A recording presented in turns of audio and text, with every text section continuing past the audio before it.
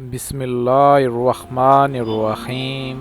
تمام ویورز کو اردو سٹوریز میں خوش آمدید۔ آج کا ہمارا موضوع ہے شکر کرنے سے زیادہ ملتا ہے۔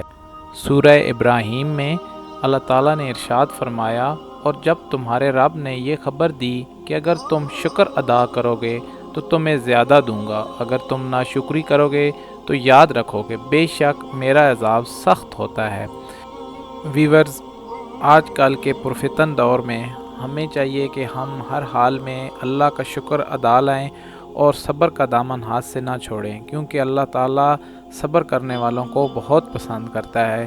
تو ہمیں کوشش کرنی چاہیے کہ 5 وقت کی نماز پڑھیں اور جو صبر ہے اس کو اپنے ہاتھ سے نہ چھوڑیں، کیونکہ آج کل ہر طرف پرفتن دور ہے، جس کو دیکھو وہ بس اپنی دھن میں لگا ہے اور کسی کی کوئی بات سننا تک کو گوارا نہیں کرتا۔ تو ہمیں چاہیے کہ شکر اور صبر کا دامن ہاتھ سے بالکل نہ چھوڑیں، اور اللہ تعالیٰ ہمیں اس پر عمل کرنے کی توفیق نصیب فرمائے۔ جزاک اللہ خیرہ۔